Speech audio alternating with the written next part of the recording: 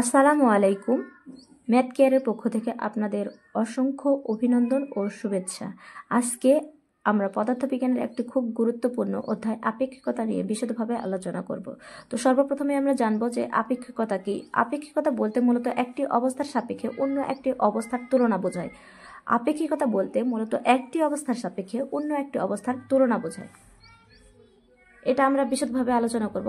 সেটা কি, ধরা যাক একজন পরীক্ষার্থী তার অবস্থানে বসে পরীক্ষা দিচ্ছে এবং ঠিক তখন সে ঘড়িতে যে সময় নির্দেশ করবে অর্থাৎ সময় দেখবে, আর পরীক্ষক রুমের এক পাশ থেকে অপর পাশে চলন্ত অবস্থায় ঘড়িতে যে সময় নির্দেশ করবে তার মধ্যে পার্থক্য নিরূপণ করা হবে অর্থাৎ তুলনা করা হবে। এটাই হলো আপেক্ষিকতা। অর্থাৎ স্থির অবস্থায় বসা পরীক্ষার্থী মনে করবে এই বুঝি সময় শেষ হয়ে এলো, এবং চলন্ত অবস্থায় পরীক্ষক ঘড়িতে যে সময় নির্দেশ করবে সে মনে করবে যে ঘড়িতে সময় যেন কাটে না, খুব বোরিং লাগছে। অর্থাৎ এক ঘড়িতে একই সময়কে দুজন দুভাবে নির্ণয় করাকে বলা হয় আপেক্ষিকতা। অর্থাৎ সময় ধ্রুব নয়, সময় হলো আপেক্ষিক। আপেক্ষিকতার স্বীকার্য। আপেক্ষিকতার স্বীকার্য দুটিকে পদার্থবিজ্ঞানের মৌলিক নীতিও বলা হয়।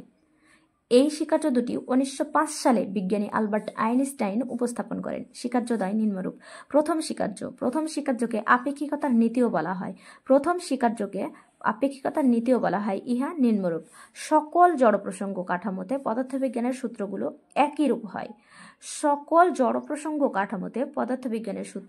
একই রূপ হয়। দ্বিতীয় স্বীকার্যকে আলোক দ্রুতির স্বীকার্যও বলা হয়।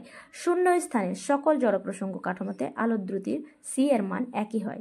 আমি আবারও বলছি, শূন্য স্থানে সকল জড় প্রসঙ্গ কাঠামোতে আলোক দ্রুতি সি এর মান একই হয়। এই ছিল আমাদের আজকের ভিডিও।